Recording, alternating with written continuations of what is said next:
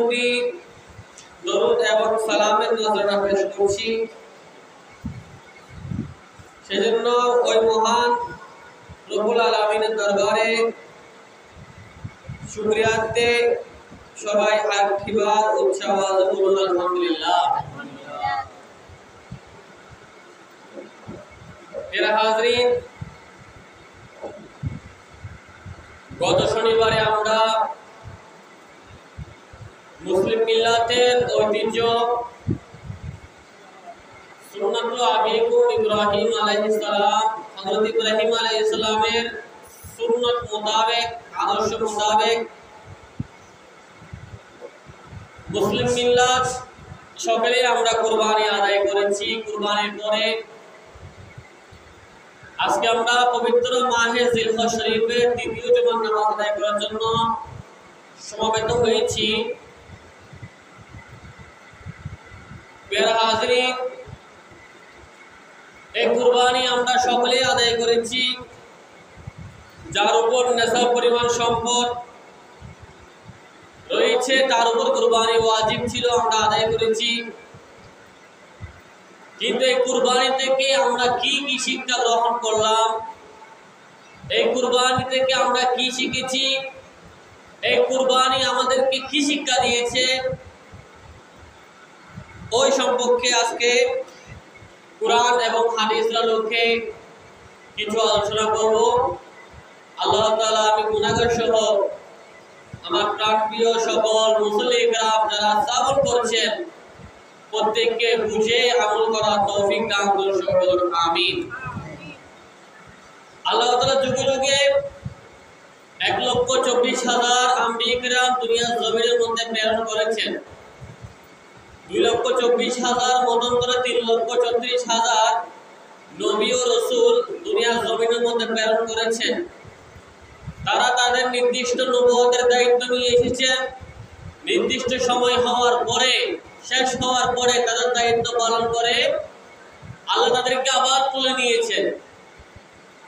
যুগ যুগ অসংখ্য আম্বিয়া কিরাম দুনিয়ার জমিনের মধ্যে এসেছেন। হযরত আদম আলাইহিস সালাম থেকে শুরু করে আল্লাহর প্যারা মাহবুব নবী সাল্লাল্লাহু আলাইহি ওয়াসাল্লাম পর্যন্ত। আমরা সকলেই জানি আমাদের আদি পিতা হলেন হযরত আদম আলাইহিস সালাম। যে আদম আলাইহিস সালাম থেকে সর্বশেষ এবং সর্বশ্রেষ্ঠ নবী হযরতে মুহাম্মদ মুস্তাফা সাল্লাল্লাহু আলাইহি ওয়াসাল্লাম আমার নবী দুনিয়ার জমিনের মধ্যে এসেছেন। দুনিয়ার জমিনের মধ্যে আসার পরে আমাদেরকে যেই নৈতিকতা শিক্ষা দিয়েছেন, যেই আদর্শ শিক্ষা দিয়েছেন, যেই পথে আমাদেরকে চলার জন্য আদেশ করেছেন, যে পথ থেকে বিরত থাকার জন্য নিষেধ করেছেন, আল্লাহর প্রিয় মাহবুব নবী সাল্লাল্লাহু আলাইহি সাল্লামের সমস্ত জিন্দেগি চরিত্র যদি আমরা দেখি, গবেষণা করি, স্টাডি করি, দেখা যায় আমার নবী রাহমাতুল লিল আলামিনের চরিত্র ছিল পরিপূর্ণ একটি আল কুরআন। সুবহানাল্লাহ।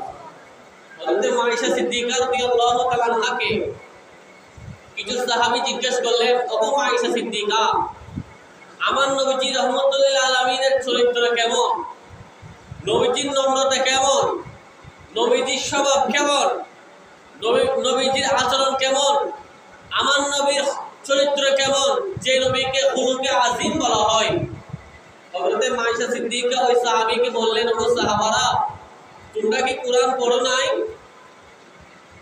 পবিত্র কোরআনে পাকের বিসমিল্লাহর বা থেকে শুরু করে সূরা নাসের সিন পর্যন্ত পবিত্র কালাম পাকের প্রতিটি সূরায়, প্রতিটি আয়াতে, প্রতিটি পারায় পারায় এবং প্রতিটি খণ্ডে খণ্ডে, প্রতিটি শব্দে শব্দে, প্রতিটি আয়াতে আয়াতে একমাত্র আল্লাহ তাআলা আমার নবী রাহমাতুল লিল আলামিনের শান বুঝিয়েছেন। জোরে বলুন সুবহানাল্লাহ।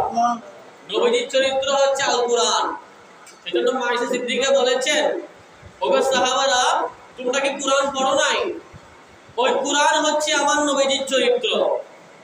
যদিও কুরআনের মধ্যে দেখা যায় আল্লাহ তাআলা যুগ যুগ অসংখ্য আম্বিয়া কিরাম প্রেরণ করেছেন, তাদেরকে আল্লাহ তাআলা অনেক পরীক্ষা নিয়েছেন, অনেক পরীক্ষা ইমতিহান নিয়েছেন। কেউ কে সন্তান দিয়ে পরীক্ষা করেছেন, কেউ কে বই দিয়ে পরীক্ষা করেছেন, কেউ কে ধন সম্পদ দিয়ে পরীক্ষা করেছেন, কেউ কে রূপ দিয়ে পরীক্ষা করেছেন, কেউ কে আগুনের মধ্যে ফেলে পরীক্ষা করেছেন, কেউ কে বিভিন্নভাবে বিভিন্ন নবীকে আল্লাহ তাআলা পরীক্ষা করেছেন। কিন্তু কোন নবী ওই পরীক্ষার মধ্যে দুনিয়ার কোন মানুষের সাহায্য নেন নাই, একমাত্র আল্লাহর উপর তাওয়াক্কুল করেছেন। নবীরা জানেন আল্লাহ আমাকে পরীক্ষায় ফেলেছেন, ওই পরীক্ষার মধ্যে আমার থেকে ইমতিহানের মধ্যে উত্তীর্ণ হতে হবে। আমি দুনিয়ার কোন মানুষের সাহায্য নিব না। যদি কোন মানুষের সাহায্য নিই, আমি এই আল্লাহর এই তাওয়াক্কুল এই পরীক্ষার মধ্যে আমি ফেল হতে পারি। সেজন্য একমাত্র আল্লাহ তাআলা নবীদেরকে বিভিন্ন নবীদেরকে যে পরীক্ষা নিয়েছেন, ওই পরীক্ষার মধ্যে একমাত্র ওই নবীরা একমাত্র আল্লাহর উপর তাওয়াক্কুল ছিলেন। জোরে জোরে বলুন সুবহানাল্লাহ। অনুরূপভাবে যদি আমরা দেখি হযরত ইউনূস আলাইহিস সালাম, যিনি অনেক দিন আল্লাহ তাআলা মাছের পেটের মধ্যে জাগে রেখেছিলেন। দুনিয়ার মধ্যে আমরা কোন এখন বিপদের মধ্যে পড়লে আমরা আত্মহারা হয়ে যাই, অশান্তি হয়ে যায়, আমাদের ধৈর্য হারা হয়ে যায়। চিন্তা করছেন ভাই, সামান্য একটি মাছের পেটের মধ্যে, ওই মাছ সমুদ্র গভীরের মধ্যে ছিল, ওই মাছের মধ্যে আল্লাহর পয়গম্বর আল্লাহর নবী হযরত ইউনূস আলাইহিস সালামকে আল্লাহ সংরক্ষণ করেছেন। আল্লাহ ওই ইউনূস আলাইহিস সালামকে রিজিক দান করেছেন মাছের পেটের ভিতরে। ওইখান থেকে শিক্ষা, আল্লাহ রে আমাদেরকে দুনিয়ার জমিনে আপনি পাঠিয়েছেন, আমরা যদি নৈরাশ না হই, আল্লাহ বলেন বান্দারা তো নৈরাশ হইও না, তোমাদেরকে দুনিয়ার মধ্যে পাঠিয়েছি, বিপদ তোমাদের আসবে, মুসিবত তোমাদের আসবে, বলা মুসিবত তোমাদের আসবে, তোমাদের উপর মানুষ সমালোচনা করবে, তোমাদের উপর আল্লাহর গজব আসবে, আমি আল্লাহর শাস্তিও আসবে। কারণ আমি বান্দারা জেনে রাখো, আমি তোমাদেরকে দুনিয়ার জমিনের মধ্যে পাঠিয়েছি একটা লক্ষ্য এবং একটা উদ্দেশ্য নিয়ে। যারা হাজিরিন, আপনি সকালবেলা যখন ঘর থেকে বের হবেন, অনেকে যারা গার্মেন্টসের মধ্যে ডিউটি করে, সে ব্যক্তি সকাল 7টায় বের হয়ে যায় গার্মেন্টসের দিকে। তার একটা লক্ষ্য উদ্দেশ্য থাকে, একটা লক্ষ্য থাকে। অনুরূপভাবে আল্লাহ আমাদেরকে একটা লক্ষ্য নিয়ে পাঠিয়েছেন। আল্লাহ বলেন বান্দারে তোমাদেরকে পাঠিয়েছি একটি ইমতিহান করার জন্য, পরীক্ষা করার জন্য। এই দুনিয়াটা হচ্ছে ক্ষণস্থায়ী, বান্দা তুমি জানো। বান্দারে কোনো মানুষ, আমরা দুনিয়ার মধ্যে, আমার ছেলে আপনার ছেলে যখন স্কুলের মধ্যে পড়ে, ওই স্কুল মাদ্রাসার মধ্যে 3 মেয়াদি পরীক্ষা হয়, প্রথম সাময়িক, দ্বিতীয় সাময়িক, বার্ষিক পরীক্ষা। ওই বার্ষিক পরীক্ষা হচ্ছে ওই আপনার স্টুডেন্ট, আপনার সন্তানের ফাইনাল পরীক্ষা। সন্তান যদি ভালো প্রিপারেশন নেই, ভালো প্রস্তুতি নেই, পরীক্ষার খাতার মধ্যে ভালো লিখতে পারে, ওই সন্তান 4 থেকে পাস করে 5 এর মধ্যে উঠে, 5 থেকে পাস করে 6 এর মধ্যে উঠে, 10 থেকে পাস করে ইন্টারের মধ্যে উঠে। এরকম আপনার সন্তানের তরক্কি হয়। অনুরূপভাবে আল্লাহ বান্দাকে দুনিয়ার জমিনের মধ্যে পাঠিয়েছেন। বান্দারে তোমাদেরকে আমি পাঠিয়েছি দুনিয়ার জমিনের মধ্যে পরীক্ষা করার জন্য। বান্দা তুমি দুনিয়া পেয়ে আখিরাতকে ভুলে যেও না। বান্দা তুমি মনে রাখো, আর দুনিয়া ও ফানিয়াতুন, দুনিয়া হচ্ছে ক্ষণস্থায়ী। তোমার আমার একমাত্র বান্দা, তোমরা যে সমস্ত সকল বান্দা রয়েছো, একদিন না একদিন কিয়ামতের ময়দানের মধ্যে আমি আল্লাহর খাটরে তোমাদেরকে দাঁড়াতে হবে। বান্দারা তোমরা দুনিয়া পেয়ে আখিরাতকে ভুলে যেও না। কারণ আখিরাতের মধ্যে একজন মানুষ যখন তার 2টি চোখ যখন বন্ধ হয়ে যায়, এই ক্ষণস্থায়ী জীবন তার জন্য শেষ হয়ে যায়, তখন থেকে তার পরকাল শুরু হয়ে যায়। বান্দাকে যখন কবরের মধ্যে রাখা হয়, বান্দা তখন বান্দার আমলনামার মধ্যে, বান্দার সামনে তার আমলনামা ঘুরবে। সেই দুনিয়ার জমিনের মধ্যে আল্লাহ তাকে 73 বছর, 75 বছর, 70 বছর, 80 বছর হায়াত দিয়েছেন। এই হায়াত বান্দা কোথায় লাগিয়েছেন? বান্দা কি করেছেন? সমস্ত সব আমলের হিসাব একমাত্র দিতে হবে কার দরবারে? আল্লাহ দরবারে। কার দরবারে? আল্লাহ দরবারে। আল্লাহ আমাদেরকে পরীক্ষা করার জন্য পাঠিয়েছেন। অনুরূপ বলছেন আমরা যারা হাজিরিন, আল্লাহর নবীদেরকেও আল্লাহ অনেক পরীক্ষা করেছেন। একটু আগে হযরত ইউনূস আলাইহিস সালামের কথা বলেছিলাম। এরপরে আল্লাহ হযরত ইব্রাহিম আলাইহিস সালামকেও আল্লাহ পরীক্ষা করেছেন। আজকে আমরা কুরবানি পেয়েছি, মনে করি কুরবানি মানে আমি লাখ টাকা দিয়ে গরু কিনেছি, ওই গরু আমি কুরবানির দিন জবাই করলাম, জবাই করে মানুষকে খাওয়াই দিলাম, আমি নিজে খাইলাম, ফ্রিজে রাখলাম, এরকম করে আমার কুরবানি শেষ। কিন্তু না, আসল কুরবানি কি? কুরবানি কি জিনিস? এই কুরবানি থেকে আমরা কি শিখলাম? যুগে যুগে অসংখ্য সাহাবায়ে কেরামরা আল্লাহর প্রিয় মাহবুব নবী সাল্লাল্লাহু আলাইহি ওয়াসাল্লামের জামানায় অনেক কুরবানি শিকার করা হয়েছিল। হয়তো কেউ নিজের বিবিকে কুরবানি দিয়েছিল, হয়তো কেউ নিজের সন্তানকে কুরবানি দিয়েছিল, হয়তো কেউ কারো প্রিয় জিনিসকে কুরবানি দিয়েছিল। কুরবানি একমাত্র আল্লাহর জন্য। সেজন্য আল্লাহ নবী আল্লাহ বলেছেন, কুল, হে মাহবুব নবী আপনি বলে দিন, ইন্না সলাতি, নিশ্চয় আমার নামাজ, ওয়া নুসুকি, আমার কুরবানি, ওয়া মাহিয়ায়া, আমার হায়াত, ওয়া মামাতি, আমার ইন্তেকাল, লিল্লাহি রাব্বিল আলামিন, একমাত্র আমি আল্লাহর জন্য। জোরে জোরে বলুন সুবহানাল্লাহ। মনে রাখবেন, দুনিয়ার সবকিছু আজকে আমরা যেগুলো ভোগ করছি সবগুলো নিয়ামত দিয়েছেন আল্লাহ বান্দার জন্য। বান্দা তুমি আজকে অক্সিজেন ভোগ করছো, বান্দা তুমি এই অক্সিজেন নিয়ামত ভোগ করে তোমার থেকে শুকরিয়া আদায় করতে হবে। কিভাবে তুমি শুকরিয়া আদায় করবা?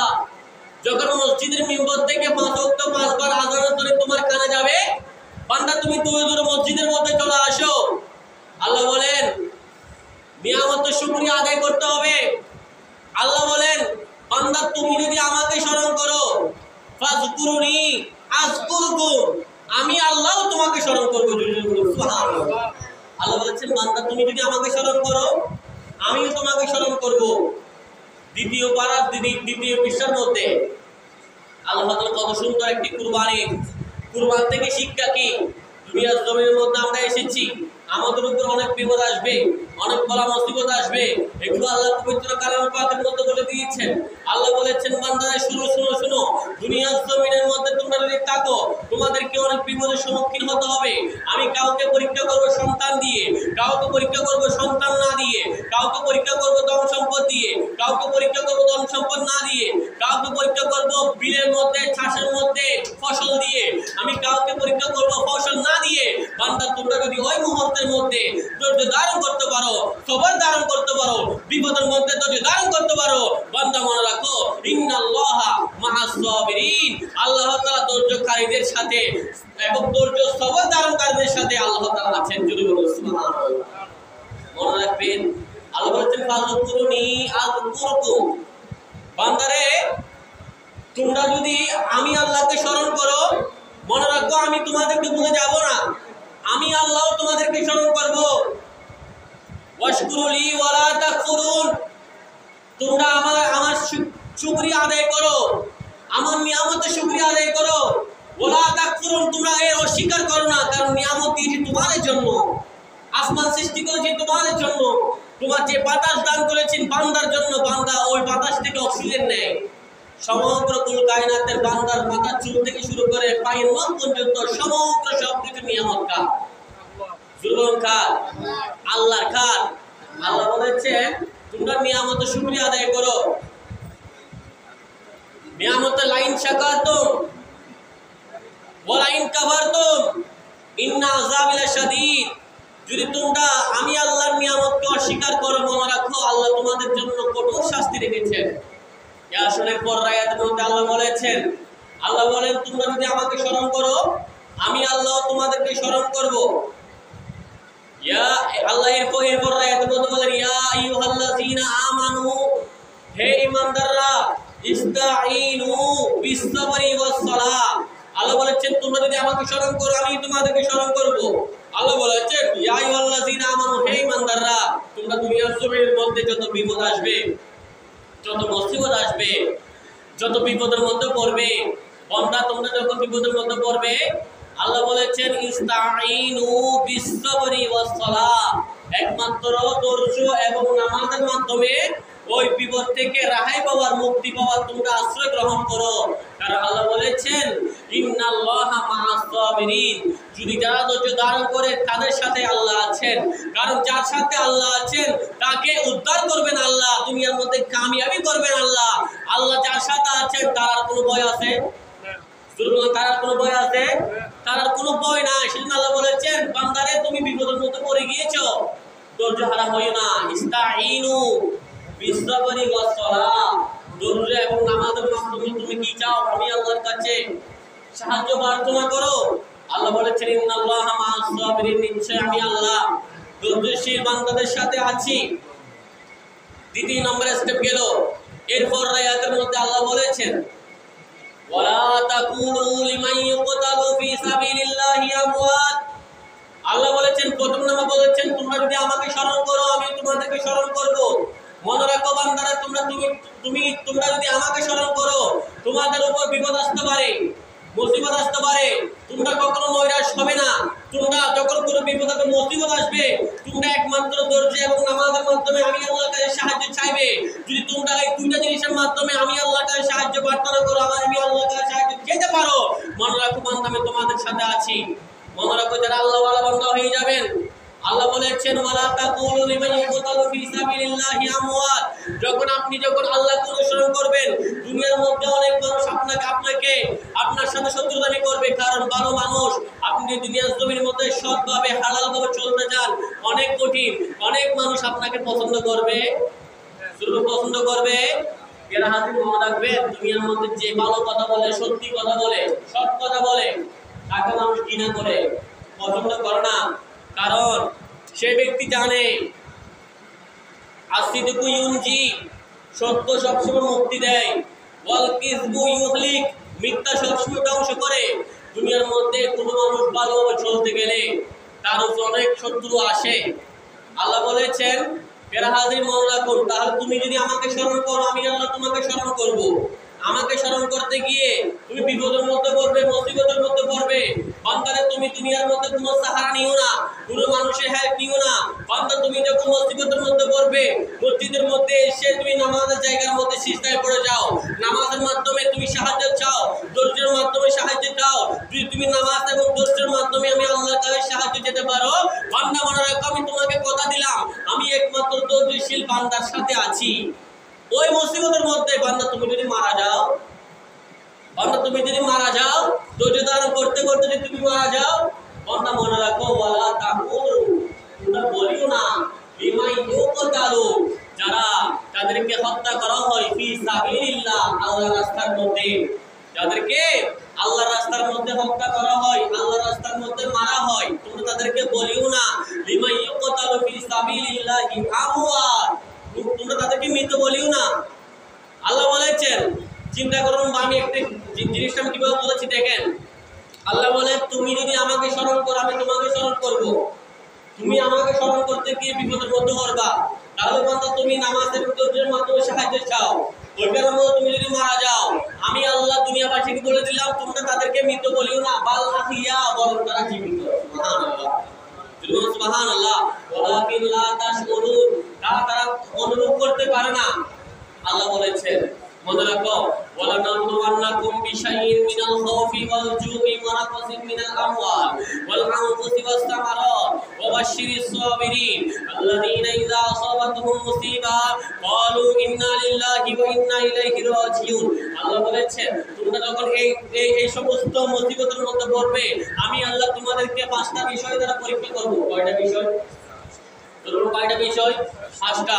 মিনাল খাউফি, ওয়ালানাবলুওয়ান্নাকুম বিশাইইন মিনাল খাউফি, আমি আল্লাহ তোমাদেরকে পরীক্ষা করব ভয় দ্বারা, কি দ্বারা?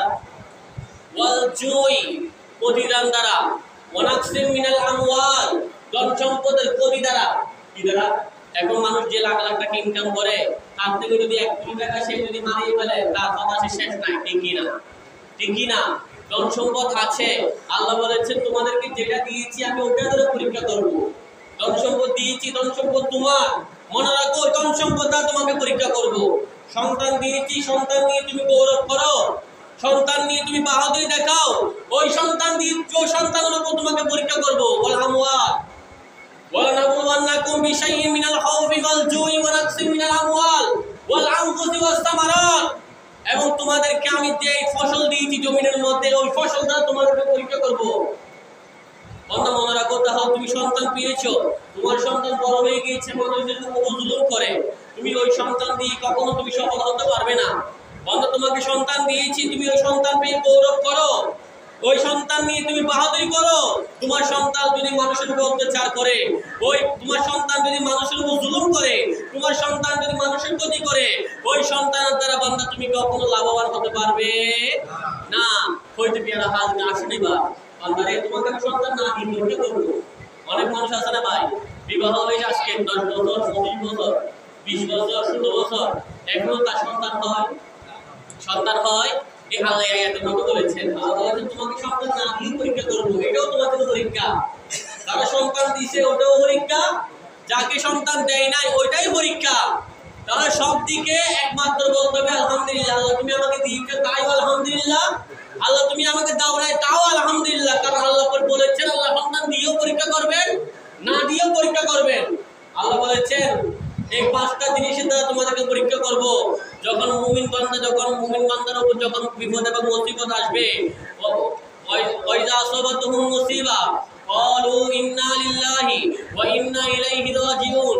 একমাত্র দুনিয়ার জমিনের মধ্যে সৃষ্টি শুরু থেকে শেষ পর্যন্ত কোন মানুষ এই দুনিয়ার জমিনের মধ্যে চিরস্থায়ী হয়ে থাকতে পারবে? চিরস্থায়ী থাকতে পারবে? আল্লাহ বলেছেন যখন মুমিন বান্দার উপর মুসিবত আসবে তারা বলবে ইন্না লিল্লাহি, নিশ্চয় আমরা হলাম আল্লাহর জন্য, ওয়া ইন্না ইলাইহি রাজিউন, একমাত্র ওই আল্লাহর কাছে ফিরে যেতে হবে। সুবহানাল্লাহ। তাহলে মনে রাখবেন এই আয়াতগুলোর মধ্যে আমাদের শিক্ষা, কুরবানি শুধু পশু দিয়ে আমি একটা জবাই করলাম ওটার নাম কুরবানি না। অনেক মানুষের সন্তান হারিয়ে যায়, সন্তান মারা যায়, ওটাও একটা কুরবানি। অনেক মানুষের ধন সম্পদ হারিয়ে যায়, এটাও একটা কুরবানি। কুরবানি মানে শুধু মাংস খাওয়ার নাম কুরবানি নয়। যদি আপনার ওই কুরবানির মাধ্যমে আপনার মনের অন্তরে হিংসা দূর করতে না পারেন, ওই কুরবানি আল্লাহ তাআলা কবুল হবে না।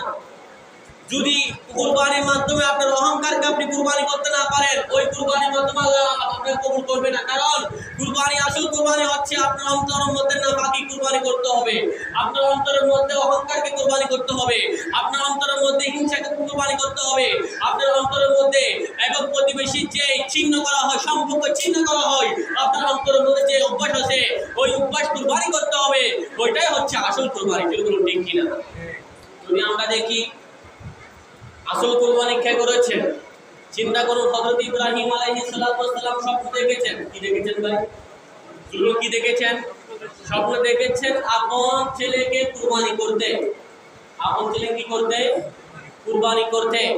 মনে রাখবেন আপনার স্বপ্ন আমার স্বপ্ন মিথ্যা হতে পারে। কি হতে পারে? মিথ্যা। কিন্তু আম্বিয়া কেরাম নবীদের স্বপ্ন হচ্ছে সত্য। সুবহানাল্লাহ। যখন স্বপ্ন দেখার পরে সকালে সন্তানের সাথে তিনি পরামর্শ করলেন। কি বললেন? চিন্তা করবেন, কোনো কাজ একা করতে পারবেন না। আপনি যদি বলেন আমি সব জানি, আমার থেকে কোনো মানুষের হেল্প লাগবে না, ওইটা ভুল। এটা কি? কারণ পরামর্শ করা এটা হচ্ছে নবীজি আল্লাহর প্রিয় মাহবুব নবীর সুন্নাত। নবীজি কোনো কাজ করার আগে সাহাবায়ে কেরামদেরকে মসজিদ নববীর মধ্যে ডাকতেন। ও সাহাবারা আসো আসো, আজকে আমরা একটা কাজ করব, তোমরা কি বলো? পরামর্শ। আচ্ছা বলেন তো এখানের মধ্যে কি সবার চেয়েও আমার নবী জ্ঞানী না? আমার নবী জ্ঞানী না? আমার নবী যদি বলেন এই কাজটা হবে, কোন সাহাবী কি এতরাজ করার ইয়া আছে? কোন সাহাবী কি ওখানের মধ্যে নিষেধ করতে পারতো? তাও আমার নবীজি কি করেছেন? পরামর্শ নিয়েছেন। সেজন্য প্রিয় হাজির মনে রাখবেন, এটাও নবীজির শিক্ষা। কোনো কাজ করার আগে মানুষের সাথে কি নেবেন? পরামর্শ নেবেন। এই পরামর্শ নেওয়া এটাও সুন্নাত। প্রিয় হাজির মনে রাখবেন, হযরত ইব্রাহিম আলাইহিস সালাম স্বপ্ন দেখার পরে সকালে সন্তানকে বললেন, কবর করে দেন সন্তান, অনেক দিন পর তুমি হয়েছো, তোমাকে দেখে আমার অনেক খুশি হয়। কারণ প্রিয় হাজির অনেক বছর পর যার থেকে সন্তান হয় তার চেয়ে খুশি আর কেউ হয় না। ঠিক কিনা? ঠিক কিনা? কত ঈদ যায় এবং আসে, কিন্তু ঈদের চেয়েও যার থেকে সন্তান হয় না তার থেকে যখন সন্তান হয় ওই ব্যক্তি খুশি হয়ে যায়। অনুরূপভাবে অনেক বছর হযরত ইব্রাহিম আলাইহিস সালামের সন্তান হয় নাই। যখন হযরত ইসমাঈল আলাইহিস সালাম বলেন, কিতাবের মধ্যে আছে, কোন রিওয়ায়াতের মধ্যে আছে 7 বছর, কোন রিওয়ায়াতের মধ্যে আছে 13 বছর, কোন রিওয়ায়াতের মধ্যে আছে 14 বছর চেয়ে কম। তখন ইব্রাহিম আলাইহিস সালাম, হযরত ইসমাঈল আলাইহিস সালাম কিছু বুঝেন, সব কিছু বুঝেন। যখন বাবা এসে বললেন, ওগো আমার কলিজার টুকরা সন্তান, আমি স্বপ্ন দেখেছি আমি তোমাকে আল্লাহর রাস্তার মধ্যে কি দিচ্ছি? জবাই দিচ্ছি। সন্তান তুমি কি বলো? ও তোর মা কারা? তুমি কি বলো? প্রিয় হাজিরিন, গভীর মনোযোগ। প্রিয় হাজিরিন মনে রাখবেন, যখন আল্লাহর পক্ষ থেকে ফয়সালা চলে আসবে, দুনিয়ার কোনো মায়া ওখানের মধ্যে থাকতে পারবে না। হযরত ইব্রাহিম আলাইহিস সালাম যখন স্বপ্নের মধ্যে আপন কলিজার টুকরা ছেলেকে, সন্তানকে কুরবানি করতে দেখছেন, এরপরের দিন সন্তানের সাথে তিনি যখন যোগাযোগ করলেন, বাবারে আমি তো, তুমি আমার কলিজার টুকরা। হযরত ইসমাঈল আলাইহিস সালাম তোমাকে আমি অনেক কষ্ট করে পেয়েছি, অনেকদিন আমি সন্তান হারা ছিলাম, কিন্তু আল্লাহ আমাকে স্বপ্ন দেখিয়েছেন আমার কলিজার টুকরা তোমাকে আল্লাহ দরবারের মধ্যে আমি কুরবানি দিচ্ছি। উনজুর মা তারা হযরতে ইসমাঈল আলাইহিস সালাম তুমি কি বলো? হযরত ইসমাঈল আলাইহিস সালাম বললেন খালা ইয়া আবাতি, হে আমার কলিজার টুকরা বাবা, ইফআল মাযা তুইফাল, তুমি আপনি তা করুন, আপনি যা দেখেছেন আপনি তা বাস্তবায়ন করুন। জোরে বলুন সুবহানাল্লাহ। এখানে মধ্যে একটা শিক্ষা কি জানেন?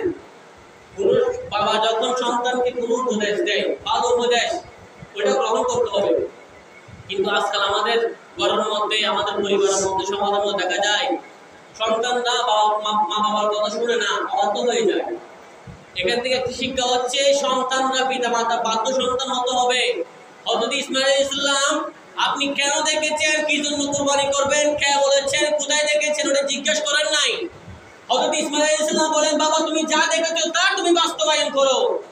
পেরাহাজ এখান থেকে শিক্ষা হচ্ছে কোন সন্তানকে যখন বাবা একটা হুকুম দিবে, কি দিবে, হুকুম দিবে, ওটা পালন করতে হবে। ভালো হুকুম দিলে, ভালো উপদেশ দিলে, শরীর সম্মত গুরুত্ব দিলে, যেটা দিনের সাথে আছে, ইসলামের সাথে আছে, ওই পুরো ভালো হুকুম দিলে সন্তান ওটা পালন করতে হবে।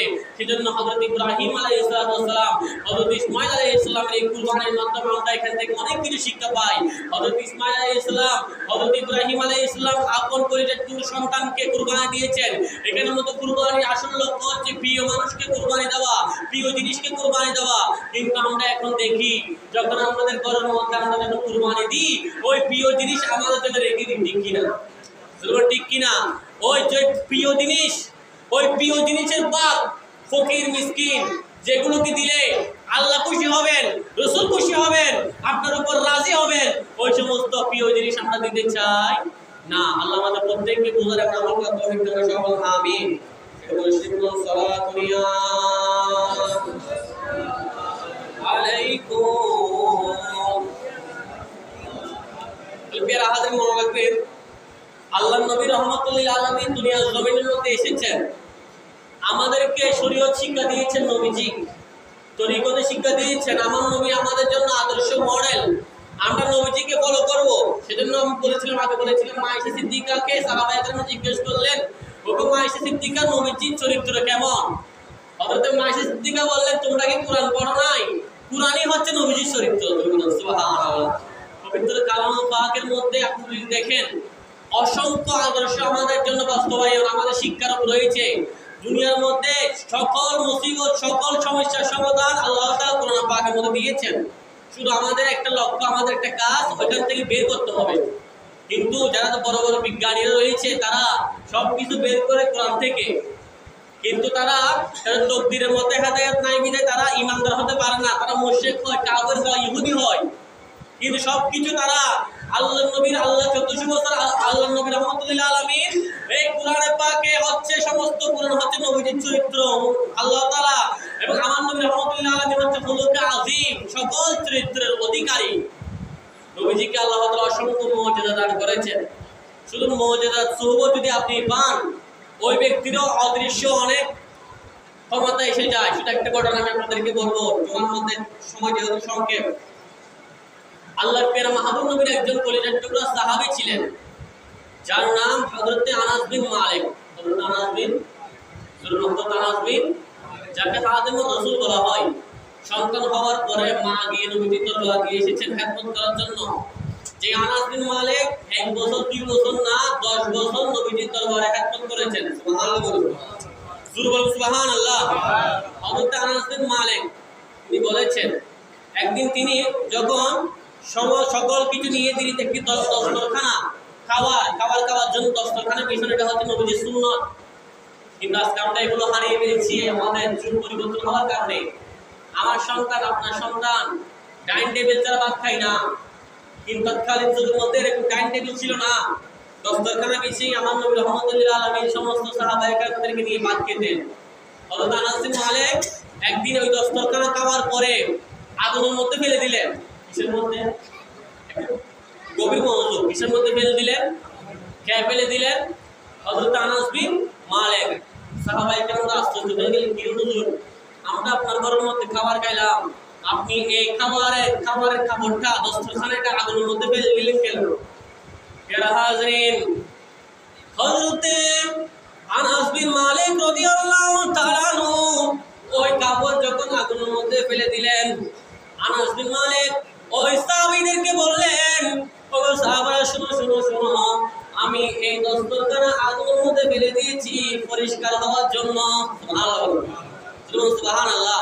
সকলে অবাক হয়ে গেলেন, কি রে, আগুনের মধ্যে জিনিস ফেলে দিলে এটা পরিষ্কার হয়ে চলে যায়, কি হয়ে যায়?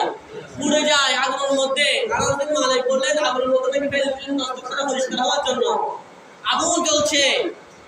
হযরত আনাস বিন মালিক একটু কিছুক্ষণ পর গিয়ে ওই কাপড়খান থেকে আগুনের মধ্যে হাত দিয়ে দস্তরখানা বের করলেন। সুবহানাল্লাহ। ওই দস্তরখানা বিন্দু পরিমাণও ওইটি পুড়ে নাই, জ্বলে নাই। সাহাবায়ে কেরাম আশ্চর্য হয়ে গেলেন, হুজুর আপনি এই দস্তরখানা আগুনের মধ্যে ফেলে দিলেন, কিন্তু এই আগুন দস্তরখানাকে পুড়তে পারে না, এটার হাকিকত কি? হযরত আনাস বিন মালিক বলেন, এই দস্তরখানার মধ্যে একদিন আমার নবী রাহমাতুল লিল আলামিন বসে খাবার খেয়েছিলেন। সুবহানাল্লাহ। এর হাজির ওই দিন থেকে ওই দস্তরখানাকে আগুন হইতে পারে না। ওই দস্তরখানা আমি যতই আগুনের মধ্যে দিই না কেন, একমাত্র আমার নবীর সুহবত লাগার কারণে আমার নবী খাবার খেয়েছেন, ওই জন্য ওই দস্তরখানা আগুনের মধ্যে পড়ে না। এটাই হচ্ছে আমার নবীর অন্যতম একটি মুজিজা। সুবহানাল্লাহ। আর নবীজি রাহমাতুল্লাহ আলামিনকে ভালোবাসলে, নবীজিকে মহব্বত করলে আমাদের জীবন হবে উন্নত। আমরা যাই করি না কেন, যদি আপনি নবী বাদ দেন, ওলি বাদ দেন, পীর বুজুর্গ বাদ দেন, কামেল মুর্শিদ বাদ দেন, তাহলে আপনি জীবনের মধ্যে কোনো কিছু করতে পারবেন না। প্রিয় হাজির, মনে রাখবেন, এই যুগে যুগে যুগে যুগে ইসলাম পেয়েছি আউলিয়া কেরামের মাধ্যমে। এই আউলিয়া কেরামরা আমাদেরকে আমার নবী রাহমাতুল্লাহ আলামিনের সুন্নাত শিখিয়েছেন। আমার নবী রাহমাতুল্লাহ আলামিনের মাধ্যমে আমরা আল্লাহকে চিনেছি। কাকে চিনেছি? কাকে চিনেছি? আল্লাহকে চিনেছি। আল্লাহ আমাদেরকে নামাজ পড়তে বলেছেন, কিন্তু নামাজ কয় রাকাত আমরা জানিনি। পবিত্র কালাম পাকের মধ্যে কোথায় দেখাতে পারবেন ফজরের নামাজ 4 রাকাত, কোথাও দেখাতে পারবেন মাগরিবের নামাজ 7 রাকাত, কোথাও দেখাতে পারবেন আসরের নামাজ 8 রাকাত। শুধু আল্লাহ বলেছেন আকিমুস সালাত, নামাজ কায়েম করো, সালাত কায়েম করো। তো এই সালাত কিভাবে কায়েম করবে? বসেই কায়েম করবে নাকি দাঁড়িয়ে কায়েম করবে নাকি 2 রাকাত করবে না 4 রাকাত করবে? কিন্তু আল্লাহ এখানে কোরআনের মধ্যে বলা নাই। ওইখান থেকে বের করে শরীয়ত শিক্ষা দিয়েছেন নবীজি রাহমাতুল্লাহ আলামিন। নবীজি রাহমাতুল্লাহ আলামিন ওই নামাজের নিয়ম কানুন আমাদেরকে শিখিয়েছেন। নামাজ আমরা কিভাবে করব, আমরা জীবন যাপন কিভাবে করব, সংসার কিভাবে করব, সন্তান কিভাবে লালন পালন করব, একমাত্র আমরা সবকিছু পেয়েছি একমাত্র রাহমাতুল্লাহ আলামিনের কারণে। জোরে বলুন সুবহানাল্লাহ। ওই নবীজিকে আমাদের গর্বস্ত হবে। আসুন আমরা মিলেমিশে নবীজির সুন্নাতকে বাস্তবায়ন করি। কারণ নবীজি রাহমাতুল্লাহ আলামিন আমাদের আদর্শ। নবীজিকে দুনিয়া, আপনি একটা জিনিস মনে রাখবেন, দুনিয়ার মধ্যে আপনার যত বড় আপন হোক না কেন, সে যদি নবীর বিপক্ষে যায়, কার বিপক্ষে? কার বিপক্ষে? সে যদি নবীর বিপক্ষে যায়, আপনার অন্তরের মধ্যে যদি বিন্দু পরিমাণ, জররা পরিমাণ ঈমান থাকে, আপনি তাকে কখনো বন্ধু মনে করতে পারবেন না। কারণ সেই বন্ধু না, সেই আপনার বড় শত্রু। যে ব্যক্তি নবীজির বিপক্ষে থাকে, সে কিভাবে আপনার বন্ধু হয়? সে কিভাবে আপনার বন্ধু হয়? যে ব্যক্তি ওলি আল্লাহকে গালে বন্ধ করে, সে কিভাবে আপনার বন্ধু হয়? কারণ আল্লাহ বলেছেন হাদিসে কুদসির মধ্যে, মান আদালি ওলিয়ান, যে ব্যক্তি ওলি আল্লাহর সাথে দুশমনি করবে, ওলির সাথে বেয়াদবি করবে, আমি আল্লাহ তার সাথে যুদ্ধ ঘোষণা করলাম। আল্লাহর সাথে যুদ্ধ করে পারবেন নি কখনো? কখনো পারবেন? সেজন্য প্যারা হাজির মহব্বত করবেন। এই মসজিদ এখানে হচ্ছে আমরা শুক্রবারের মধ্যে আসি, শুধু এখানের মধ্যে আমরা নামাজ পড়ার জন্য আসি। নিয়ত করবেন শুক্রবার মসজিদের মধ্যে যাবো, এটা থেকে কিছু শিখবো। একটু আগে আসলে আমরা কোরআন এবং হাদিসের আলোকে দালালিক আলোচনা করি প্রতি জুমার মধ্যে। একটু আগে চলে আসবেন। সকলে আমার এখানে মহব্বতের ভাই, আপনারা সকলে আমার মহব্বতের মানুষ। আসবেন, আসুন আমরা শিখি। আসুন আমরা নবীজির সুন্নাত শিখি, নবীজির মহব্বত শিখি, নবীজির তাজিম শিখি, ওলি আল্লাহকে কিভাবে মহব্বত করব ওটা শিখি। কারণ একমাত্র এই জুমার দিন, এই জুমার মজলিস, এখানে আমরা যে বয়ান করি, যে তাকবীরাত করি, ওইখান থেকে শিখার অনেক পয়সা আছে, অনেক কিছু আছে। ভাই, আমার দাদা, আমার চাচা, যার গাড়ি ছাড়া হয়ে গিয়েছে, সেই ব্যক্তি কি এখন গিয়ে মাদ্রাসার মধ্যে গিয়ে পড়তে পারবে? স্কুলে গিয়ে ভর্তি হতে পারবে? মাদ্রাসায় গিয়ে দিন শিখতে পারবে? সময় নাই। সেজন্য তার করণীয় কি? তার করণীয় হচ্ছে যেখানে আলেম ওলামারা কোরআন এবং হাদিসের আলোচনা করে, সেই সেখানে মধ্যে বসে যাবে, বসে সুন্দর করে হাদিসের আলোচনা শিখবে, কোরআন আলোচনা শিখবে, শরীয়ত বুঝবে, তরিকত বুঝবে, শরীয়তের হুকুম বিধিবিধান মানবে, শরীয়তের আহকাম মানবে, ওই সমস্ত সব দিয়ে শিখবে। ওই শিখে আলেম ওলামা মজলিস থেকে শিখবে, জুমার মজলিস থেকে শিখবে। ভাইয়েরা হাজির, মনে রাখবেন আপনি এখানের মধ্যে এসেছেন, মনে রাখবেন যেখানের মধ্যে 40 জন মানুষ থাকে ওইখানের মধ্যে একজন আবদাল থাকে, প্রিয় মানুষ। কারণ আল্লাহ আপনার দোয়া কবুল করতে না পারে, আমি ইমাম সাহেব, আমি খতিব সাহেব, আমার দোয়া আল্লাহ কবুল করতে না পারে, কিন্তু একজন বৃদ্ধ মানুষ তার দোয়া আল্লাহ কবুল করেছেন। আমি সবসময় দোয়া করি, আল্লাহ রে আমার দোয়া কবুল না হতে পারে, আমি গুনাহগার হতে পারি, ওই বদকার হতে পারি, কিন্তু ওই ব্যক্তি আল্লাহ এখানের মধ্যে যদি একজন আল্লাহর প্রিয় বান্দা থাকে, আল্লাহ তার ওসিলা তুমি আমাদের গুনাহ মাফ করে দেবে। বলুন আমিন, বলুন আমিন। মেরা হাজির, এতক্ষণ আলোচনা করেছি, আমি গুনাহগার সহ আল্লাহ তাআলা আমাদের প্রত্যেক প্রাণী মুসলিমদেরকে বুঝার এবং আমল করার তৌফিক দান করুন। সবাই বলুন আমিন, বলুন আমিন। মেরা হাজির, গতকাল গিয়েছে অত্র মহাদেশের মধ্যে, এই এশিয়া মহাদেশের মধ্যে অন্যতম একজন কামেল ওলি আল্লামা সৈয়দ আহমদ শাহ শ্রীকুটি রহমতুল্লাহ আলাইহির কলিজার টুকরা দ্বিতীয় নাম্বার সন্তান, বানিয়ে জামিয়া, বানিয়ে গৌসিয়া কমিটি, বানিয়ে তরজুমানে আহলে সুন্নাহ হুজুর আল্লামা সৈয়দ আহমদ হযরত হুজুর আল্লামা সৈয়দ তৈয়ব রহমতুল্লাহ আলাইহি উনার গতকাল 15 জিলহজ জুলফত বাসে গিয়েছে। কারণ সৈয়দ তৈয়ব রহমতুল্লাহ আলাইহি কেমন ব্যক্তি, কত বড় বুজুর্গ আলেম ছিলেন।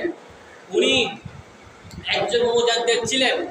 আল্লাহর প্রিয় মাহবুব নবী হাদিসে পাকের মধ্যে বলেন, প্রতি 100 বছর পর পর একজন মুজাদ্দিদ আসে, সেই ব্যক্তি এসে তোমাকে দ্বীন ধর্ম শিখায়। যেখানের মধ্যে মানুষ জাহেলিয়ত বেড়ে যায়, মূর্খতা বেড়ে যায়, ওইখানের মধ্যে একজন পরিপূর্ণ কামেল পীর এসে, কামেল মুর্শিদ এসে ওইখানের মধ্যে মানুষকে আলোকিত করে, অন্ধকার থেকে আলোকিত করে। অনুরূপভাবে হুজুর আল্লামা সৈয়দ তৈয়ব রহমতুল্লাহ আলাইহি উনি এমন একজন ব্যক্তি ছিলেন, উনি বাংলার জমিনের মধ্যে এসে আমাদেরকে জামিয়া উপহার দিয়েছেন। এই যে জামিয়া থেকে প্রতি বছর হাজার হাজার সব শিক্ষার্থীরা, হাজার হাজার আলেমরা মাযহাব মিল্লাতের হেফাজতের জন্য সারা বাংলাদেশের মধ্যে তারা ছড়িয়ে পড়েছে। দিন মাযহাব মিল্লাতের হেফাজত করার জন্য যদি আজকে হুজুর কেবল আমাদেরকে জামিয়া না দিত, এখান থেকে হাজার হাজার আলেমরা বের হতো না। হযরত সৈয়দ আহমদ শাহ শ্রীকুটি রহমতুল্লাহ আলাইহির পীর ছিল হযরত খাজা আব্দুর রহমান চৌরবী রহমতুল্লাহ আলাইহি। উনি একদিন হযরত সৈয়দ আহমদ শাহ শ্রীকুটি রহমতুল্লাহ আলাইহি উনি আপন পীর, পীর মানে পথ প্রদর্শক, যাকে আপনি অনুসরণ করবেন, হক্কানির পানি পীর, কিন্তু বন্ধবীর না, যার নামাজের ঠিক না, শরীয়তের ঠিক না, তরিকতের ঠিক না, আমরা তাকে পীর মানবো না। বর্তমানে বন্ধবীর বের হয়েছে, লম্বা লম্বা সুন, নামাজ নাই, কালাম নাই, এবং বিভিন্ন নারী নিয়ে আড্ডা, বিভিন্ন অসাধু ব্যবসা করে, আমরা তাদেরকে পীর মনে করেন। একজন হক্কানির পানি আলেম পীর কেমন ছিলেন? হযরত সৈয়দ আহমদ শাহ শ্রীকুটি রহমতুল্লাহ আলাইহি উনি আপন পীর হযরত খাজা আব্দুর রহমান চৌরবী রহমতুল্লাহ আলাইহির দরবারে চলে গেলেন। কার দরবারে? আব্দুর রহমান চৌরবী রহমতুল্লাহ আলাইহি। এখানে আপনারা হয়তো বুঝতেছেন না জিনিসগুলা।